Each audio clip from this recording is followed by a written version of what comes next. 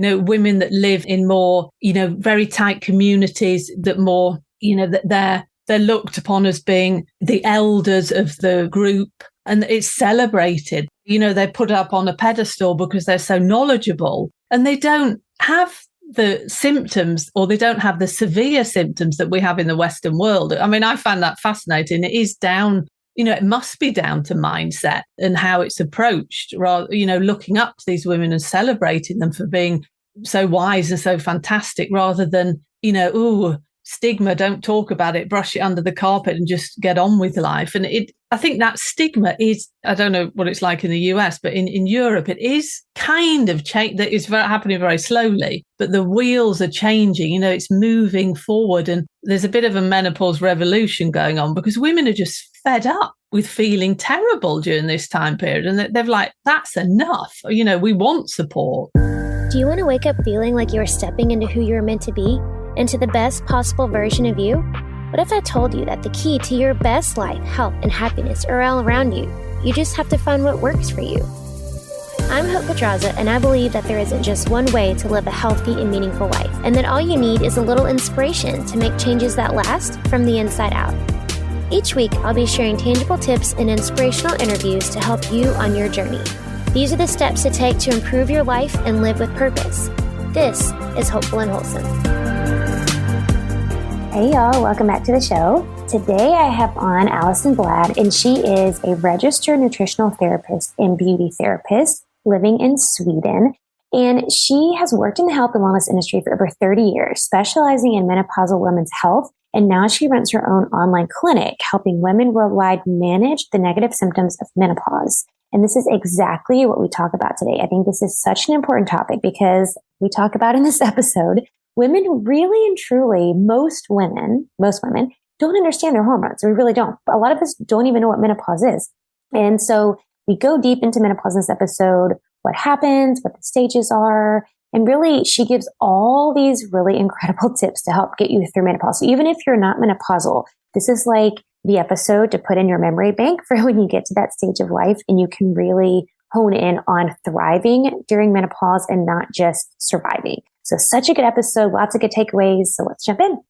Hey y'all, let's jump in. I'm here with Alison, and Alison is here to talk about all things menopause today. And I am super excited because I was just telling Alison before we started, I get questions about this all the time. I have a handful of clients that are, in the menopause stage of life, some who are past, and it's such a big topic right now. That's what we were saying, that there's just so much around menopause and dealing with it and trying to thrive through it. So I'm excited for this conversation, Alison. Thanks so much for joining me today. Oh, thank you, Hope. It's lovely to be here today talking about such an important subject. Mm-hmm. It really is. It really is. And I think, and I was just talking about this on social media the other day because the topic came up because I read this article, and basically the gist of the article was women don't really understand what their hormones do. We really don't understand. Most women really don't understand how their hormones work. And so all these symptoms that women were dealing with, they had no idea that it was, could attribute it to hormones because they don't understand their hormones. So I want to start from there because I want women to actually understand, even though we think we know what it is, but a lot of times we really don't. What is menopause? Yeah, great question, Hope, because it's so true. We assume that everybody understands what menopause is, but we really don't. Mm-hmm. And what it is, there's 3 different stages. There's perimenopause, which is the first stage, and then there's menopause, and then there's postmenopause. So you've got those 3 stages. Perimenopause, which is the beginning, and this is really where your hormone levels start to fluctuate. You're still fertile, you're still menstruating, but they become a bit like a roller coaster. And perimenopause, on average, it's very individual, and everyone experiences it differently, but starts at roughly around the age of 45. It can absolutely start earlier or later. So, and it kind of just creeps up on you sometimes.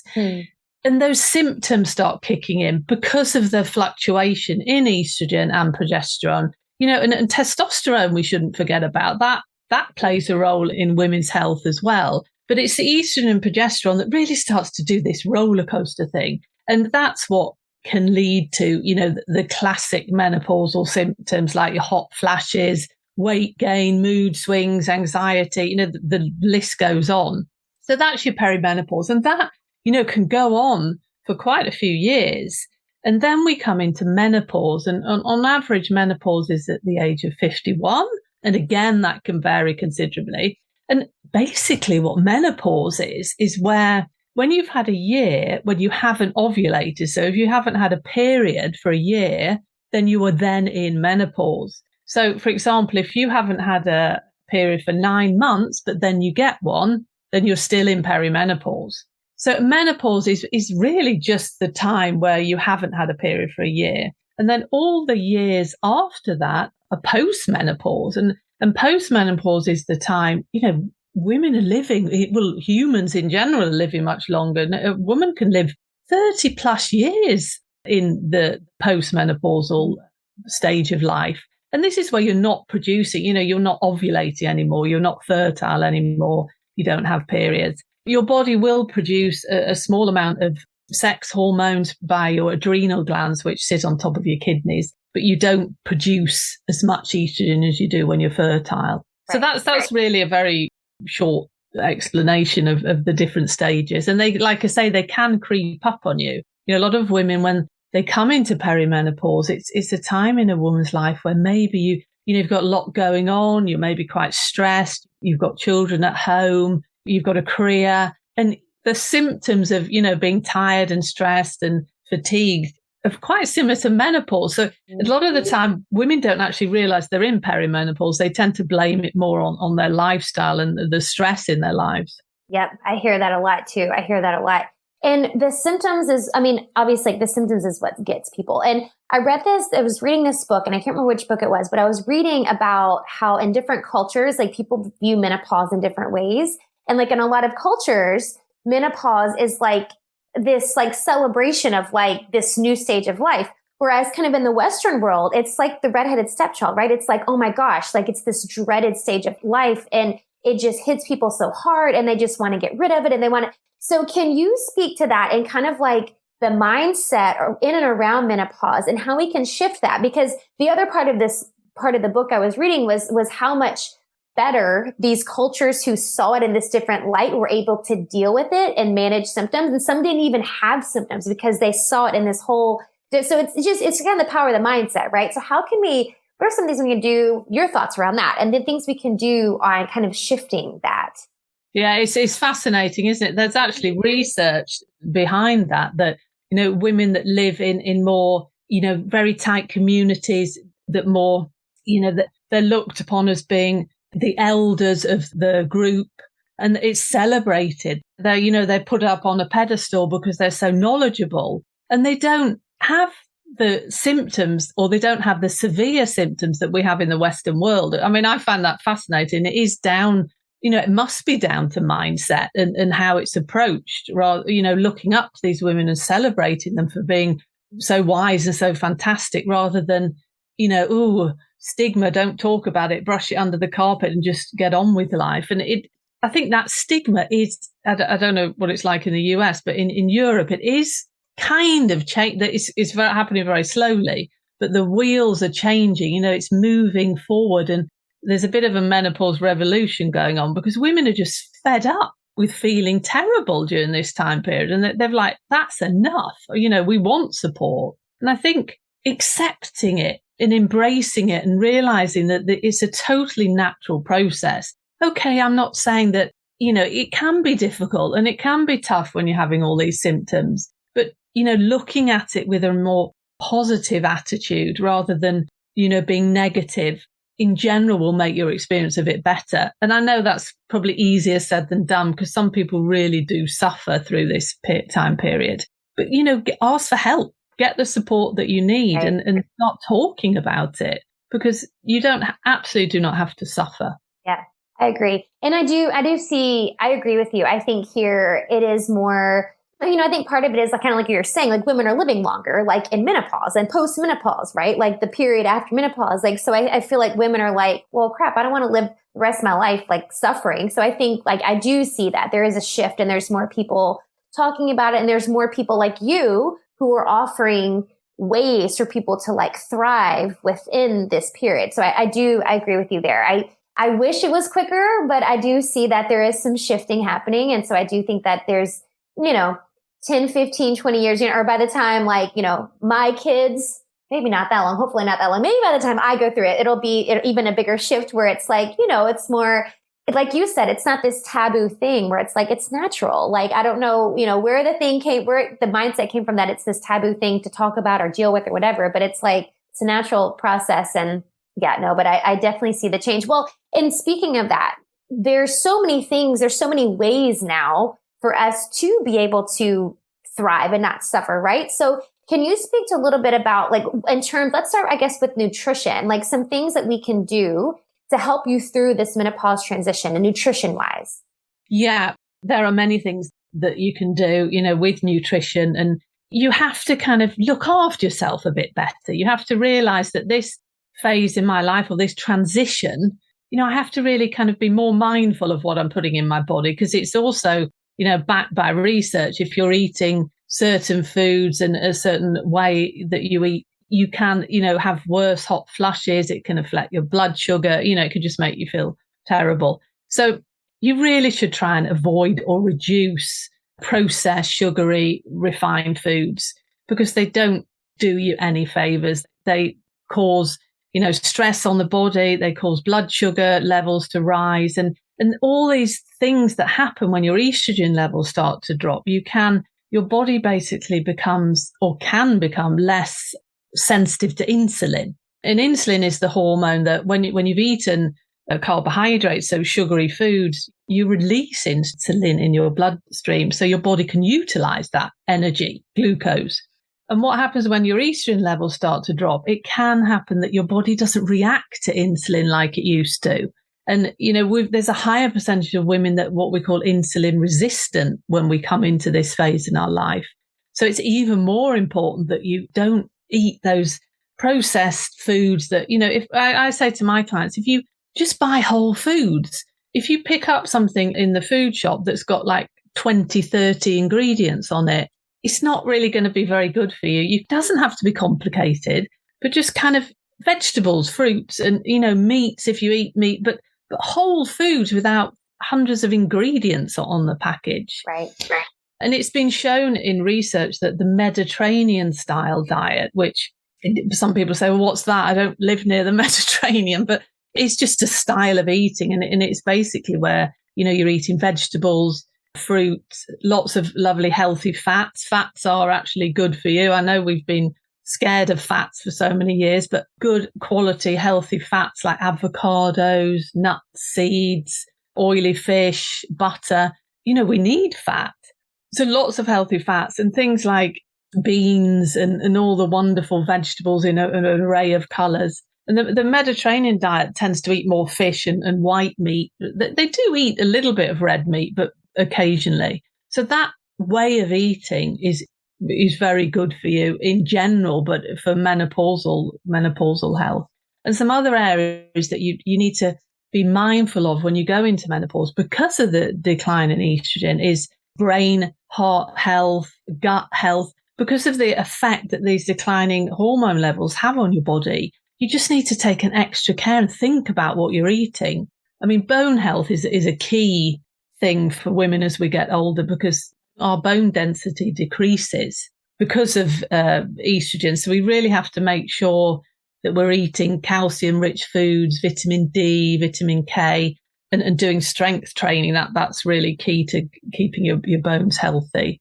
And then brain health and heart health. So really following that Mediterranean style diet is a good basis, to keep you healthy and keep your blood pressure under control. And a lot of things happen when our estrogen is a hormone that's so important for so many things.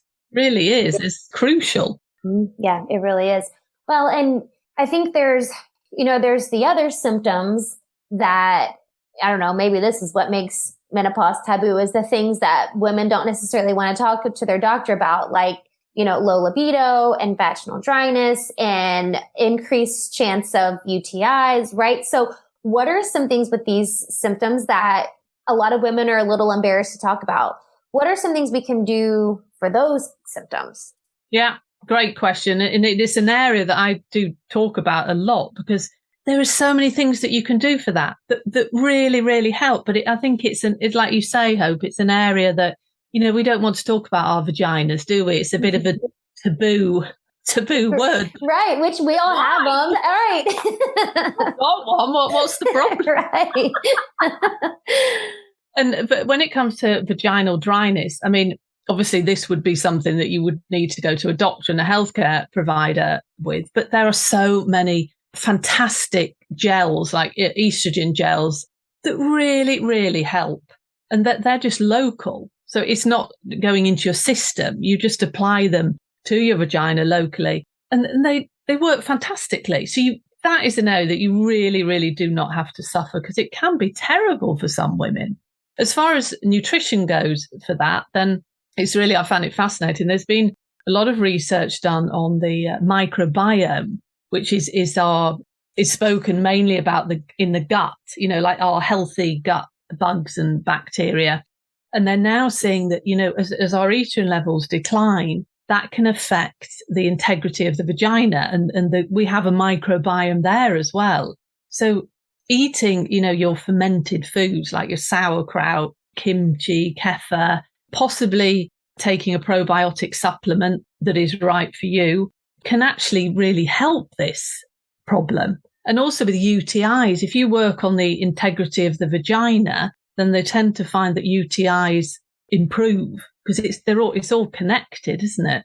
Yeah, for sure. For sure. It is all connected. And I like that you brought that point up. I was just having a conversation not too long ago with one of my clients about this, because there's the oral microbiome and there's the gut microbiome and there's so many. And of course they're all connected, but they all require special care. And each of them, I feel like each of them requires special, like different care in different stages of life, So I think that is a huge point to take care of the vaginal microbiome. That's the thing. So yeah, totally. And there are some really good products out on the market for that. Very efficient, easy to use. And, because it's just local, if I appreciate some women that don't want to take hormone therapy, but it doesn't go into your system. It's just a localized product that really, really helps. Yeah. And I'm a proponent of that as well. And because there's a huge difference. I've talked about this before too. There's a huge difference in, taking something orally and having, your liver and your kidneys and everything process it than using something locally. Like there's a huge difference in how your body processes that. So yeah, I agree with you there. So I know the other big thing, and I know with a few of my clients that are in menopause or like post-menopause, that whole kind of stage of life, is the weight gain. Like that's the huge thing. And that's the thing women are like, I feel like a lot of times when people are talking about, that's like the thing they dread the most is the weight gain, right? It's because they feel like they have no control over it. So what can we do about that? Like, I guess, what are some things we can do to prepare for that? Or maybe there's things we can do to prepare. And then what can we do to either prevent it from happening, or can we do to get our weight back to, I guess I'm using air quotes here, normal, but like, the healthy weight that you want to be at? Yeah, it's a huge, you could really do a whole podcast about Totally. It is an area that I find with my clients as well, that it's an area that a lot of people, need or want help with. And the thing with weight gain during menopause, there's so many we still don't really totally understand why it really happens, but there's so many different aspects of it that are happening. So I think if you understand why this is happening, then it kind of makes it easier for you to do something about it. And really some of the reasons that we know of is that it can, if you're gaining weight and you've got the classic menopause symptoms like fatigue and all the others, etc., you should think, because thyroid health is a huge thing. And it's, as we get older as women, the increase in thyroid issues, one in particular called hypothyroidism, can come into play, and that really affects your weight. Your thyroid is like the engine of your body, and it produces hormones that affect your metabolism. So if you've got a really slow thyroid that isn't producing the hormones that it should, that can lead to weight gain, no matter what you do, even if you're really healthy and exercise and eat well. So that's one issue. And then also as we go into menopause with estrogen, that our metabolism changes. It has effects on our metabolism. So really what you ate, the amount that you ate when you were younger, you can't actually get away with eating that a lot of it is down to portion size. And food is delicious and we all want to eat, but you really have to be mindful of how much you're eating as well. Even if you're eating healthily, just maybe think about the portion sizes. And what happens as well with the decline in estrogen is that you tend to find that you gather fat around the stomach area, so around the abdomen area. That's a real classic sign of menopause. And stress is a huge, huge thing with weight.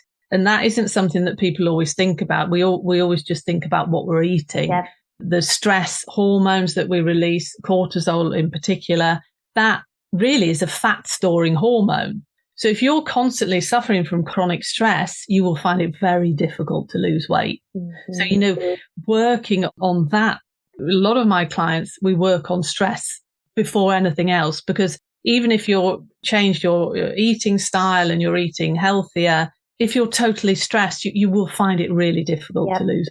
Yeah. And blood sugar balance as well, going back to insulin. And insulin, again, is a hormone. And if you have high blood sugar levels, your body will store that energy and it will store it as fat and around the abdomen area. So there's so many different things that come into play with menopausal weight gain, but there is absolutely things that you can do. And it's really, sitting down and thinking, okay, how much am I actually eating? Looking at portion control. Another thing that's very helpful for some women, it's very individual depending on your health, but is the intermittent fasting. So time restricted eating, really eating your meals within a window of time rather than, grazing the whole time. Our bodies actually prefer that we're not constantly eating. So that even though you're still eating, it's not a diet, you're just doing it in a shorter period of time. And the research is coming out on that now, and it gives amazing health results. That works for some people. It's very individual, but you could, for example, miss breakfast. So you have your evening meal, you finish eating at 7, 8 o'clock, and then you don't eat again till 11, 12 o'clock the next day. It can really be done any way that suits your life and your lifestyle. If it suits you, obviously there's people that shouldn't do that sort of fasting. Yeah. There's so many things that can be done with weight gain. And the one thing that I will say is that just don't go on any of these, crash fad diets, because they just don't work. And the last thing you need when all your hormones are all over the place is to suddenly stop eating. Right. Totally. Yeah. Well, and then, you mentioned earlier about your adrenals, and that's another part you kind of have to protect when you're in this part of life, because that's what's producing the hormones that are left. So you stress your adrenals out too by just starving yourself. So yeah, I totally agree with that. So, okay, I don't want it to be all like doom and gloom here because we're talking about a lot of bad things, right? So are there any positive sides, or can you speak to the positive side of menopause? Absolutely. That I really like speaking about the positive side, because there are loads of positive sides. Totally. I mean, no more periods. I mean, hooray. Hello. Yeah. That's wonderful in itself, isn't it? You can have sex without having to worry about getting pregnant. Hello. Fantastic. And it gives you a sense of freedom. I think a lot of women, when they come into this phase of life, they feel very empowered and free. And it gives you a chance to do all the things that you maybe couldn't do when you were younger because you didn't have the time. And it's also, things like fibroids. You don't get any more fibroids. You won't be having PMS. All the things that are attached to menstruation, which some people really suffer with. Yeah. You won't be having that every month. So you'll be a lot happier in that aspect. And it's a time for you, a time to embrace life and do, those things. I'm so inspired by women that, when they're in the postmenopausal stage, that all of a sudden they'll set up their own company and, produce an extremely successful company. They'll go off traveling around the world. I think it's just amazing because when women, as we get older, we are amazing. We have so much knowledge and so much talent that we should be sharing it with the world. Yeah, absolutely. I love that. Such good advice too. For the ladies listening who are, maybe they're in like the perimenopause stage, they're kind of nearing that, or maybe the women who are like in the thick of it.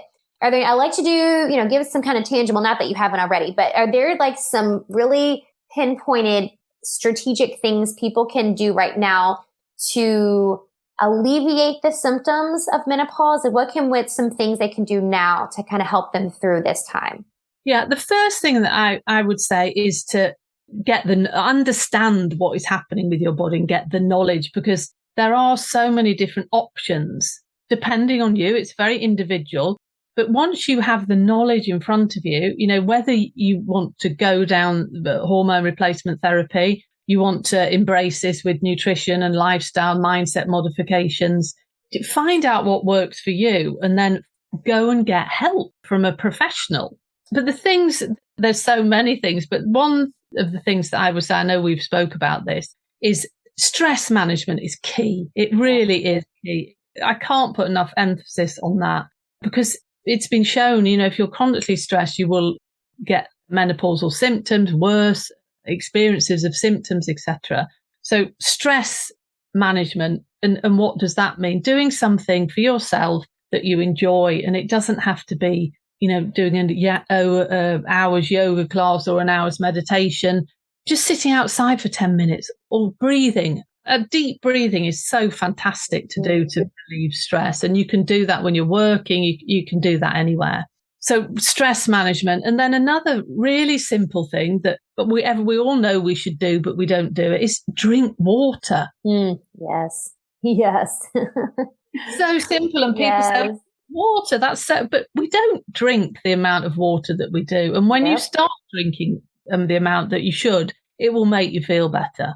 Totally. That is such a universal tip. Because I say that all the time too. And I can't even tell you how many clients, just that one thing, and it changes all these things going on in their body. You're literally just walking around dehydrated. No, it's crazy. And it's such an easy thing, isn't it? If you work on stress management, okay, if you start small, introduce some deep breathing exercises and drink water. Take that little small step first daily. And those small things make such a difference in your life. Yeah. And one other thing that is very crucial is, especially with women, is to protein. That really, and as we get older, we lose muscle mass. So protein, of course, is a very important nutrient, but it's even more important as we get older and go into menopause. And we don't eat enough protein. But protein, whether it's meat, poultry, fish, or, soya-based products, if you don't eat meat, you really should have a palm size of protein with every meal that you have. Really, really crucial for female health. And like I say, we don't eat. I see that with lots of my clients. We really don't eat enough protein. Yep, I agree. And I agree with that too. I see a lot of that too. And like you said, I also think that's the combination of women not eating enough protein and then being afraid of doing weight training because they think they're going to turn into Arnold Schwarzenegger or something. It's because you do lose muscle mass, and that's huge for your metabolism and a lot of other things that go on in your body. But the protein, the weight training is so important as you age. And I think women really underestimate those pieces of it. Yeah, it's huge, protein. And like you say, Hope, the strength training, you don't need to go and do anything drastic in the gym, but just lifting things is really for bone health as well. Really, really important. Yeah. I agree. So I do have one other question I want to ask you, but before I ask you that, can you let everybody know where they can find out more about you and working with you if people listening are in this stage of life and they want to know more about what it looks like to work with you? Yeah, the best way to get in touch with me is via my website, which is alisonbladh.com. That's BLADH. And on the website, I have a resources page. And under that page, there's lots of free downloads. And there's actually an ebook with a Mediterranean style meal plan and shopping list and recipes. So it's just a good thing to get you going, really, to see the style of eating that you should be doing. And I'm very realistic. I don't believe in complicated recipes or anything. It should be realistic what we can do every day. So the resources page you could go to if you want any more ideas of how you should eat.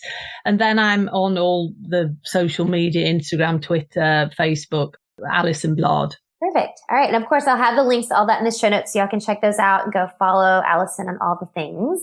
But the question I like to end with is, what do you think is the most important thing you can do to live with purpose? That's a good one. I think I would say believe in yourself. Really believe that if you I truly believe if you really want to do something, you believe in yourself, you can do it. Anything's possible. Yeah, love it. So true. I love it. That's perfect. Great note to end on. Thank you so much, Alison, for all of this wisdom and sharing all of the things on this, all the transition periods, women's health. I know this is going to be a super important episode for everybody listening because that's who we're talking to is women. So this is a super important topic. So thank you for sharing all of your insight and your wisdom and all of these tangible tips for everybody. Oh, thank you. It's been a pleasure talking to you. Thanks for listening to Hopeful and Wholesome, y'all. If you found value in this week's episode, please subscribe on iTunes or wherever you get your podcasts and leave a review to let me know what you thought. I love to know what you find useful in these episodes so I know how I can provide the most value I can to my listeners. And if you have topics that you want to know more about, I'd love to hear those as well. So shoot me a message on Instagram, Facebook, or LinkedIn. It's @TheHopePedraza or visit my website, hopefulandwholesome.com. Thanks, y'all.